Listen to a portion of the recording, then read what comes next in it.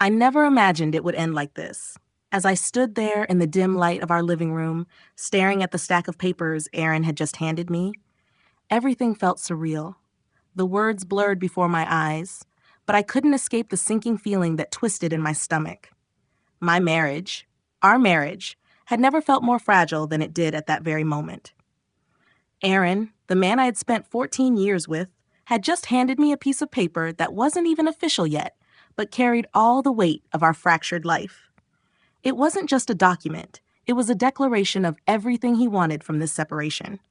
The house, the savings, the cars, everything, except Ryan. I could barely keep my hands from shaking as I read through his demands, his neatly printed handwriting, each line more detached than the last. "You can keep Ryan," he had said, his voice almost casual, "but don't expect me to contribute much more." And just like that, everything I had believed in, everything I had fought for over the past decade came crashing down. It was all so clinical, so calculated. There was no fight, no emotion in his words, just a stark line drawn in the sand. This was his price, his calculation, his exit strategy. He was taking everything that mattered to him, the material things that defined him, the things he had worked for, the things he could measure. But Ryan, our son, was left with me. He didn't want the responsibility. I stood there in shock, trying to process what Aaron had just said. It wasn't a formal divorce settlement, not yet, but it was everything he intended to take. And I was left holding the one thing that mattered more than anything else. Ryan, our 8-year-old son, who had cystic fibrosis and needed constant care. The weight of the world was on my shoulders, but I had to stay composed for him. It was 8:30 p.m. on a Tuesday, and I had just finished giving Ryan his evening medication, another dose in the endless cycle of treatments. A prescription cocktail that cost $5,000 a month, a figure that made my chest tighten every time I saw it. I had to swallow that burden alone, without Aaron ever even flinching at the cost or the toll it took on us. Ryan's condition wasn't just physically exhausting. It was emotionally draining. Hospital visits, endless breathing treatments, medications I could barely keep track of. Every single day felt like a fight for survival. But through it all, I was his mother, and I would never let him down, even if his father had made it clear he would. Aaron had always been the charming, self-assured one in our relationship, the one who promised me everything when we first met. I was 23, fresh out of college with a business administration degree, and Aaron, at 27, was charismatic and full of ambition. He had this way of making the world feel like it was full of endless possibilities. It was easy to fall in love with someone who could make everything feel so simple, so certain. He promised me luxury, success, the perfect life. I didn't question it then. At 23, what do you really know about the world? Everything felt so easy. We got married in 2012, a beautiful beach wedding in Key West. My family had their doubts, thought I was rushing things, maybe. But Aaron had this way of convincing everyone that it was perfect.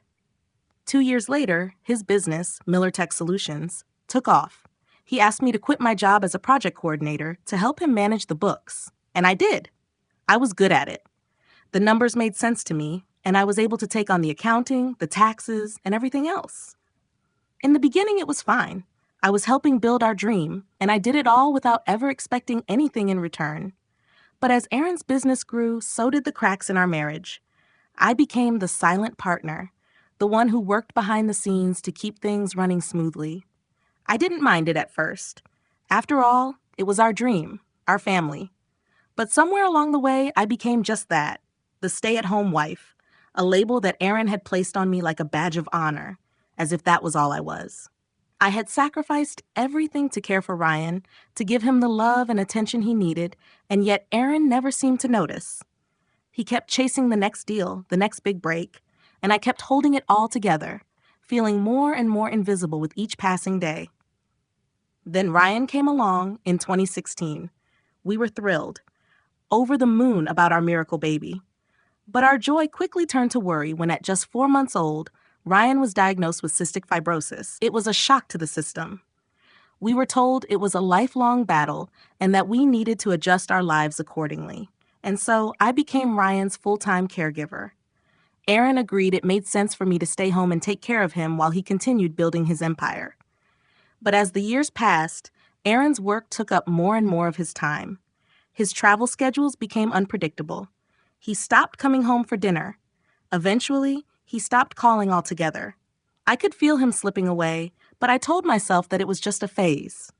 Maybe he was just stressed. Maybe he was just focused on the business. But deep down, I knew things weren't right. Then, that fateful Tuesday came. The day he handed me the paper. The moment everything I had worked for, everything I had believed in, was reduced to nothing more than a balance sheet. The silence that hung in the air after Aaron handed me the divorce settlement was deafening. I couldn't bring myself to speak right away. Part of me wanted to yell, to cry, to throw the papers in his face and demand an explanation. But what was the point? Aaron had always been someone who thrived on control, on certainty. And now it was clear, he was done. He had made up his mind. And I, standing there, holding the remnants of a life we had built together, realized I was no longer part of his plan. It was as though the person I had been, the woman who had been by his side through thick and thin, the one who had sacrificed so much for our family, was invisible to him. He wasn't even pretending anymore. His words rang in my ears. "You can keep Ryan, but don't expect me to contribute much more." That was it. That was all I got. He had no problem taking the things that meant something to him, the house, the cars, the savings. But Ryan, our son, was somehow something I was supposed to manage on my own. Just the thought of it made my chest tighten. Ryan wasn't just my son. He was the center of my universe.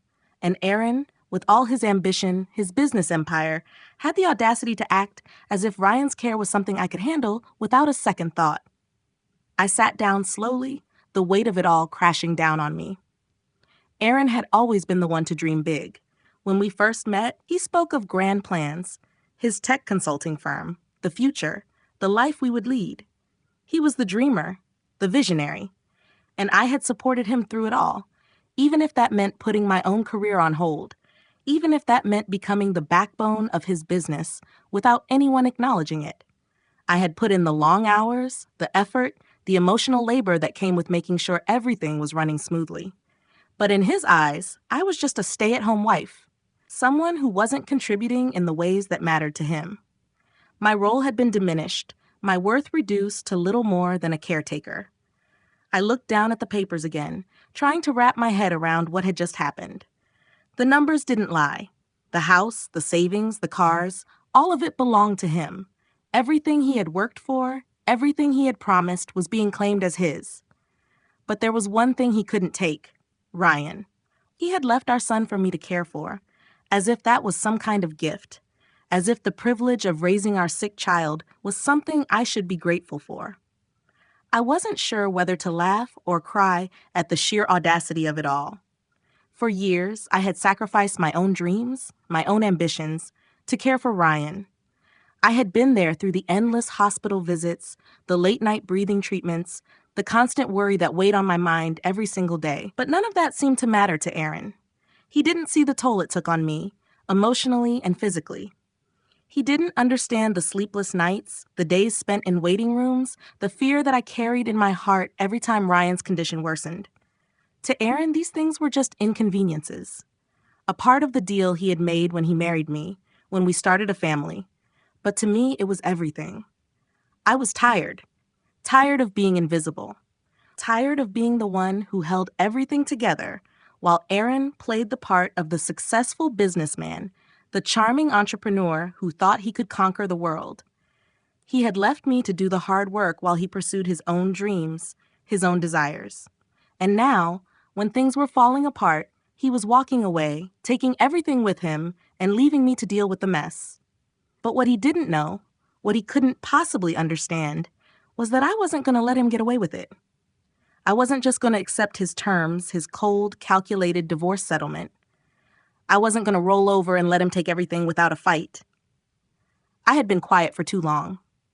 I had been the dutiful wife, the supportive partner, the one who kept everything running behind the scenes. But now, I was done. I wasn't going to let him walk away from his responsibilities, from his obligations, just because he had the money and the power to do so. For the next few days, we lived in the same house, but it felt like we were in two separate worlds. Aaron continued with his business, coming and going as though nothing had changed. He worked late, played the role of the absent husband, and treated me like I was nothing more than a nuisance in his life. I, on the other hand, focused on Ryan. I gave him his treatments, made sure he had everything he needed, and tried to keep things as normal as possible. But every time I looked at Aaron, I saw the man who had made a decision about our future without ever once considering what that decision would mean for me. I couldn't let it go. I couldn't just sit back and let him take everything. I wasn't going to lose Ryan, and I wasn't going to lose everything else without a fight. I had been through too much already. I had given up too much for this family, and I wasn't going to walk away quietly. It was time to take control of my own future. Time to stop pretending that Aaron's version of success was the only one that mattered. And so, as the days passed, I began to do what Aaron least expected. I started looking for a way out of this mess. I knew it wouldn't be easy, but I also knew it was the only option I had left. The battle was just beginning. The days following that Tuesday were nothing short of surreal. Aaron and I shared the same space, but barely spoke to each other. He went about his business, working late into the night, traveling for deals, and continuing his life as though nothing had changed. It was as if he thought this was just a temporary glitch, a minor setback in the grand scheme of things. But I knew better. I could feel the weight of the situation bearing down on me with every passing hour, and I knew that I couldn't afford to sit back and let him take everything without a fight. I spent my days focusing on Ryan, making sure he got his treatments, his medications, and the attention he needed. But in the quiet moments when Ryan was resting or playing, my mind would drift back to the papers Aaron had handed me, the divorce settlement, the demands, the cold indifference with which he had laid it all out. He wanted everything he thought would give him power and control, except for our son. But Ryan wasn't just my responsibility. Ryan was our son. He was Aaron's son, too. And yet, Aaron had made it clear that he was willing to walk away from the physical and emotional burdens that came with caring for a child with cystic fibrosis. It wasn't just the medical bills that made things difficult. It was the constant worry, the sleepless nights, the never-ending cycle of treatments and hospital visits. And somehow, Aaron had convinced himself that it was enough for me to take on the full weight of it all, as if I was some sort of martyr for sticking by Ryan's side. But I wasn't a martyr. I was his mother. And I wasn't going to let Aaron abandon his responsibilities, no matter how hard he tried to pretend they didn't exist. I wasn't sure what I was looking for when I started going through Aaron's business records. A part of me was still in disbelief. How could I have missed something this important? But another part of me, the part that had been holding it all together for so many years, knew that I couldn't let him get away with what he was doing. I had always managed the books for Miller Tech Solutions, and though I wasn't a business expert, I knew enough to spot discrepancies, to notice when things didn't add up. It took me days to go through the documents, sifting through bank statements, invoices, and tax filings. I knew Aaron was a meticulous businessman, but what I uncovered made my stomach churn. There it was, payments for consulting services that were never provided, transfers to an offshore account in the Cayman Islands, a shell company he had set up years ago. And then there was the property in downtown Chicago, an apartment that Aaron had secretly bought and refurbished. The more I looked, the more I realized how deep the deception ran. I felt sick. The man I had built a life with, the man who had promised me the world, was hiding money from the government, from his clients, and from me.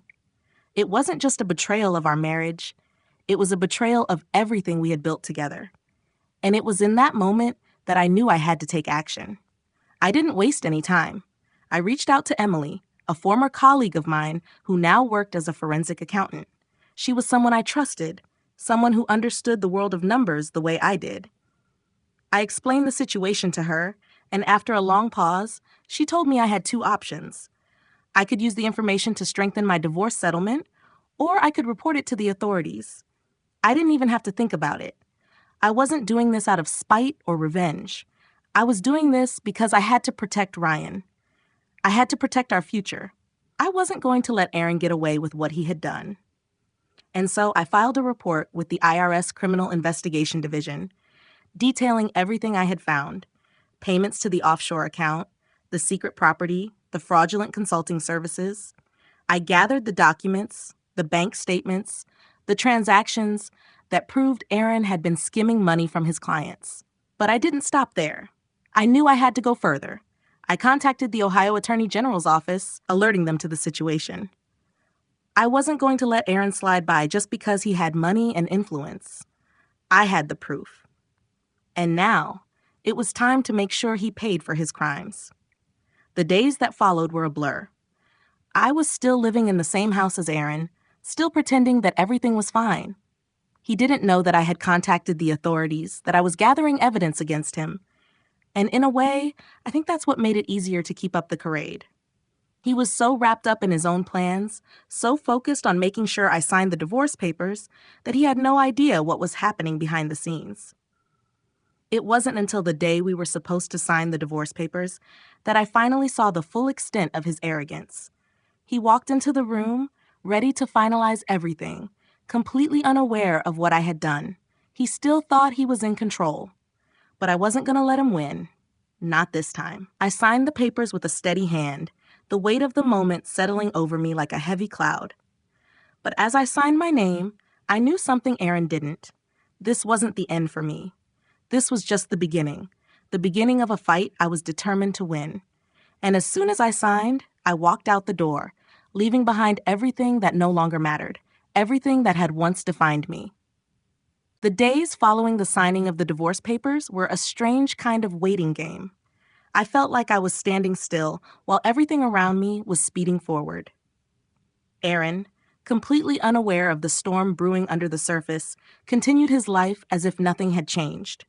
He worked late, traveled for business, and kept up his usual routine. It was almost as if he thought this was just another bump in the road, another problem to sweep under the rug. But I wasn't going to let that happen. I had already made up my mind. I had taken action, and now I was going to see it through, no matter the cost. The IRS investigation had been set in motion. Special Agent Henderson had contacted me a few days after I filed the report. He wanted to meet in person to go over the details of the case. I agreed without hesitation. It was strange, meeting with someone from the IRS, but it felt like a necessary step in this fight. The agent was professional, composed, and thorough. As he asked me questions and reviewed the evidence I had gathered, I couldn't help but feel a sense of relief. For so long, I had been doing everything on my own, juggling Ryan's care, managing the household, trying to keep the peace in a marriage that was falling apart. But now I had someone on my side. I wasn't alone anymore. Agent Henderson was cautious but kind. He reassured me that everything I had uncovered was serious and that they would be pursuing the case as quickly as possible. There was a sense of finality in his words, a feeling that the pieces were finally coming together. I had done the right thing. And for the first time in a long while, I felt like I had regained control of my life. But as much as the investigation gave me a sense of justice, there was still the matter of Ryan, my son. He was the reason I had pushed through the pain, the reason I had fought back. Every night, after I finished the paperwork, after I made sure everything was set in motion, I would sit with him, holding him close, and remind myself that this was all for him. The house, the savings, the cars, none of that mattered. What mattered was giving Ryan a future that wasn't clouded by Aaron's disregard for responsibility, a future where Ryan could have the care and stability he needed to thrive. I moved us into a small apartment, just the two of us. It wasn't much, but it was ours. It was mine, and that was all that mattered. I found a job as an office manager at a local pediatric clinic, a position that paid just enough to cover Ryan's medical bills. It wasn't the glamorous life I had imagined when I married Aaron, but it was a life I could be proud of. It was a life I had built on my own terms, without depending on anyone else. But the battle wasn't over. It would never be over. I knew that. I knew that even as I went to work each day, even as I kept everything together for Ryan, I had to stay vigilant. Aaron had a way of worming his way out of situations. He had always been good at playing the game. But this time, he had underestimated me. The following week, I received a call that would change everything. It was a Wednesday morning when I saw Agent Henderson's name pop up on my phone. My heart skipped a beat. I braced myself for what he might say, but nothing could have prepared me for the news he delivered. "We've seized Aaron's business assets," he said, his voice steady but firm. "We've frozen his accounts, and he's been arrested for tax fraud, wire fraud, and money laundering." I almost dropped the phone. The shock of hearing those words, hearing that Aaron was finally facing the consequences of his actions, left me speechless. For so long, I had felt like I was fighting a battle I couldn't win. But now, here it was, the justice I had been hoping for. Aaron was being held accountable for the very things he thought he could get away with. The investigation had uncovered everything: the offshore accounts, the secret property, the fraudulent consulting fees. It was all out in the open now, and it felt like a weight had been lifted from my shoulders. The man I had spent years building a life with, the man I had once trusted with everything, was facing the consequences of his lies and deceit. The days that followed were a blur. I received updates from the authorities as the investigation continued. The IRS had seized his business accounts and frozen his assets, including the apartment in Chicago. The company he had worked so hard to build was gone, and soon Aaron's trial was underway. He was charged with multiple counts of tax evasion, wire fraud, and money laundering. As the trial date approached, I tried not to focus on it too much. It was hard enough dealing with the day-to-day challenges of raising Ryan and managing my new job. But there was a part of me that couldn't help but feel a sense of relief. Aaron was finally being held accountable for the damage he had done, for the pain he had caused not just to me, but to our son. It wasn't long before the trial was over. The verdict came down fast. Aaron was sentenced to 5 years in prison. I hadn't been in the courtroom when it happened, but I knew the outcome before it was even announced. He had lost everything: his business, his reputation, his freedom. And though I couldn't say I felt sorry for him, there was a small part of me that felt something akin to peace. For the first time in years, I felt like I was truly free. I had my son, I had my peace, and I had a future, one that was entirely my own. It wasn't the life I had imagined, but it was the life I had earned. It was a life I could be proud of. And that, in the end, was all that mattered. The days after Aaron's conviction felt like a slow, strange exhale, as though I had been holding my breath for years, waiting for the moment when it would all fall apart. And now, it had.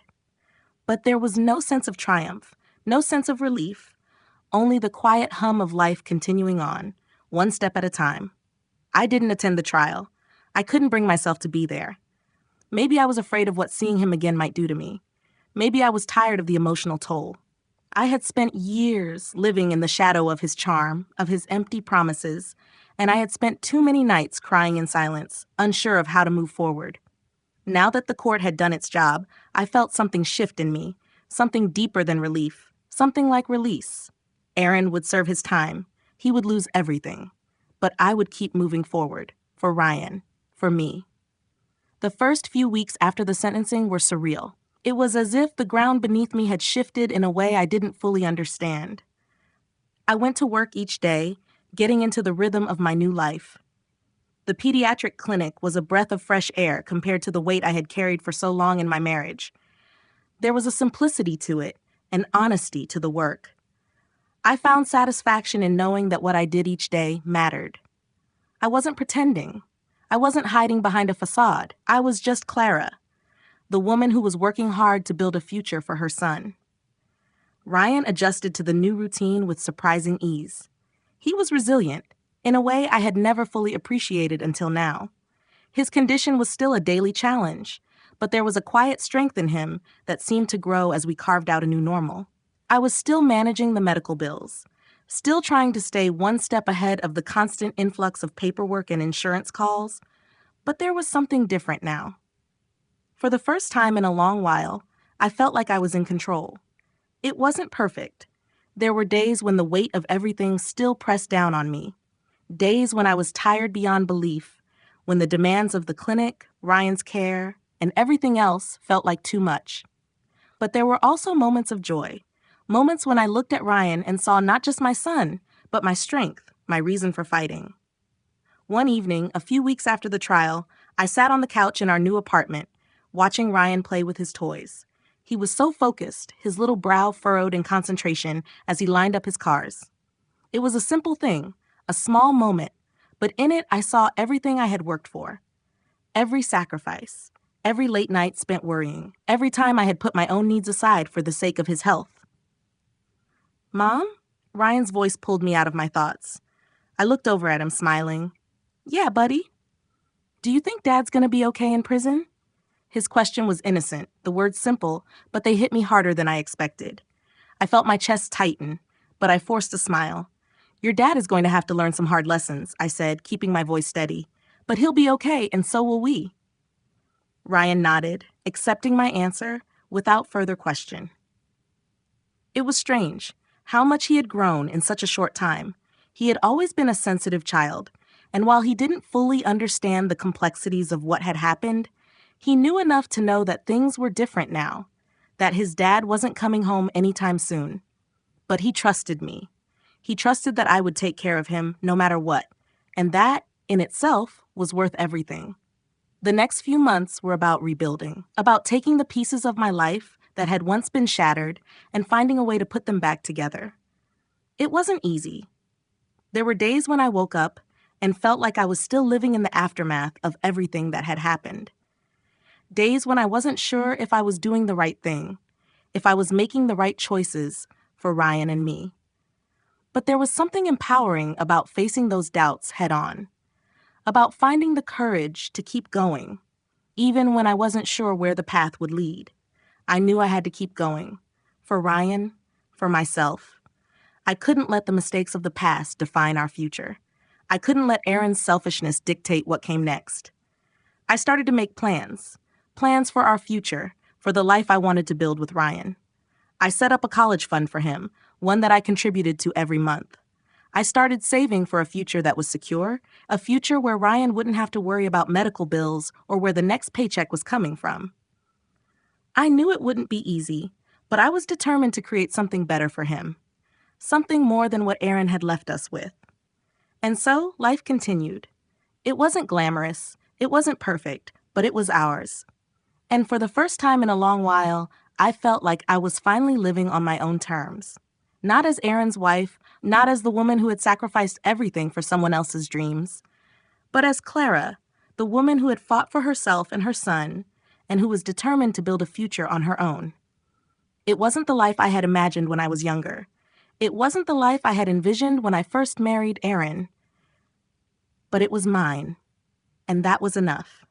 The weeks blurred together, each day folding into the next, and yet somehow I was still standing. In those early days after the trial, I had no idea how I would keep going, how I would manage the weight of everything. But as time passed, I found my rhythm. Ryan and I began to settle into our new routine, and even though it wasn't the life I had planned, there was a quiet peace that started to settle over me. We didn't need the mansion or the lavish lifestyle Aaron had promised. We had each other, and that was enough. I remember one afternoon, a few months after the trial, when I had just gotten home from work and found Ryan sitting at the kitchen table, drawing. His small hand moved quickly over the paper, his brow furrowed in concentration. He was so absorbed in his work that he didn't even notice me standing in the doorway, watching him. For a moment, I just stood there, letting the warmth of the moment wash over me. His face was peaceful, unburdened by the chaos that had once surrounded us. "Hey, buddy," I said softly, breaking the silence. Ryan looked up, a smile instantly lighting up his face. "Hi, Mom," he said, his voice full of warmth. "I made something for you." He pushed the paper toward me, revealing a picture of a big house with the sun shining above it, trees and flowers all around. It was a simple drawing, but to me, it felt like a promise, like the future was starting to look brighter. I sat down beside him, tracing my finger over the colors he had used. "It's beautiful, Ryan," I said, my voice thick with emotion. "I love it."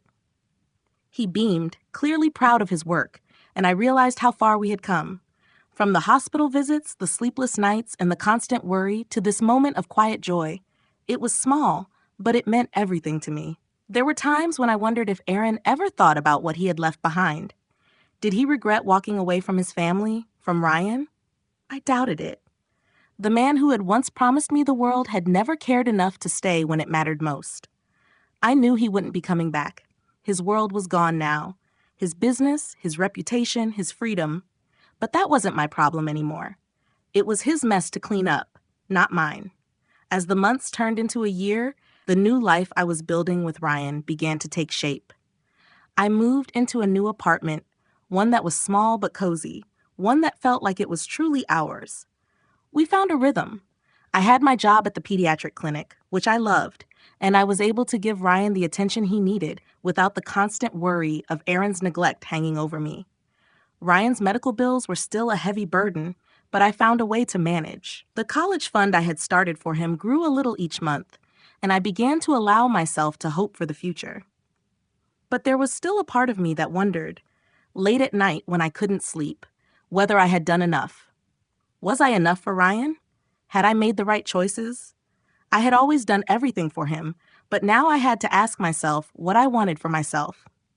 I had spent so many years giving everything I had to Aaron and to Ryan that I had lost sight of who I was outside of being a wife and mother. I hadn't even realized it until I was standing on my own, facing a life I hadn't planned for, a future that was uncertain. But now, as I watched Ryan grow, as I built a new foundation for us, I realized something. I didn't need Aaron's approval. I didn't need anyone's approval. I just needed to keep moving forward for myself and for Ryan. It wasn't always easy. There were days when I felt exhausted, when I doubted myself, when the weight of it all felt too heavy to carry. But then I'd look at Ryan, at the little boy who had taught me what it meant to truly fight for something, and I'd remember why I was doing it. I wasn't just surviving anymore. I was living. And I wasn't just doing it for him. I was doing it for me too. The guilt I had carried for so long, guilt about not being able to save my marriage, about not being able to make everything work, began to fade.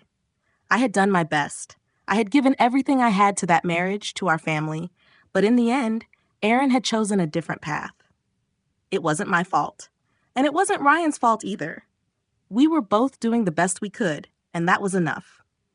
One evening, as I was putting Ryan to bed, he wrapped his arms around me and whispered, "I love you, Mom." I hugged him tightly, holding him close as if I could protect him from everything in the world. "I love you too, Ryan," I whispered back. "Always." For the first time in a long while, I didn't feel afraid of the future. I didn't feel like I was stumbling in the dark, hoping things would get better. I knew they would. We would be okay. And for the first time in years, I allowed myself to believe that it was possible for me to have a future, too. A future that wasn't defined by Aaron's mistakes or the weight of the past. It was my time now, our time, and whatever came next, I was ready for it. Life can throw you curveballs, but remember, it's not about how hard you get hit. It's about how you rise up, just like Clara did. Don't let anyone take your power or your dreams. Keep moving forward, build your future, and always fight for what you deserve. Oh, and speaking of fighting back, if you enjoyed this story, be sure to subscribe to the Revenge Protocol YouTube channel and leave a comment. You know you want to.